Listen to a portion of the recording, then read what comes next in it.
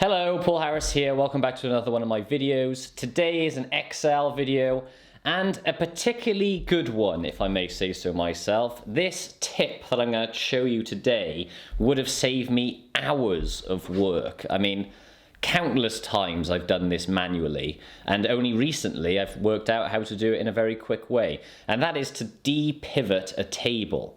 Okay, so you have lots of columns in a table format, and you can convert it into a long list of data. Surprising when you're a finance analyst how many times this kind of thing turns up. The reason why you'd want to do this is I find it a lot easier to work with lists, because once it's in a list, well, strangely enough, you can pivot it again and get it into exactly the format you want to then analyze the data as a graph or however you would want to do. So, very useful tip. Hopefully you enjoy this video. Let's get into it.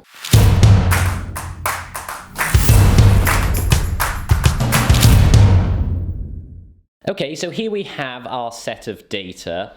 It's data that I've used in previous videos, but you basically have the months, the quarters, the products, not the chairs, the products, the color. Then, look, you have columns here for unit, revenue, price, but that's 2020 figures, and then you also have 2019 figures. Now, why is this data in an awkward way? Well, I'd rather see the price underneath the price, so it's a sort of 2020 figures and 2019 figures in a long list. The reason why this is the case is when you then pivot the data again, you can get all the revenue in a long line. It's just very handy to do. You'll see why. So the way you do this is you convert the table. So you want to press Control A, that selects the table. Then you want to press Control T, okay? And then you press OK, and it changes your grid into a table that you would generally see when you drill into a pivot table. From here, you can then go on to Data and then click on From Table/Range. This brings up this Power Query editor. Now you can go across and select all the columns with figures on.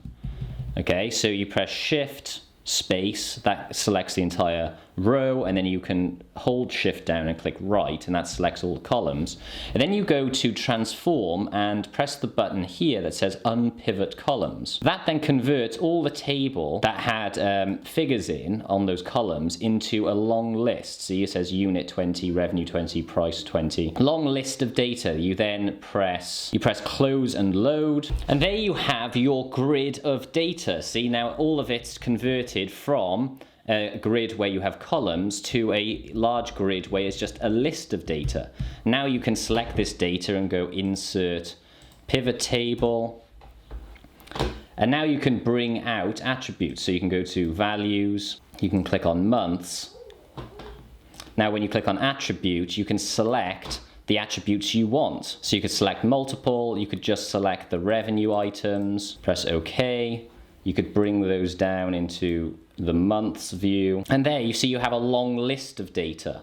That wouldn't have worked as well if you had just kept the columns, because you can't get it into a long list. You see now I could take the months, put them up here, take the attributes, put them up here as well, take out, go to Design and remove subtotals. And now you have a long list of data, which potentially I could, copy this, paste it here, say this is revenue, select the data, insert a line graph, and there you have. Now you have revenue as a line graph going across 2 years. See, if I had tried to do that with this set of data and then clicked Insert Pivot Table, OK. Now I can't, it's not possible for me to get a long list of data. If I chuck in the months down the rows, I have to bring in the revenue separately into two different columns. It doesn't show as a list. So there you are, very, very useful. Now you might not need it straight away, but if you do the role finance analyst or business partnering or auditor or anything like that long enough, that, trust me, will come in very, very handy.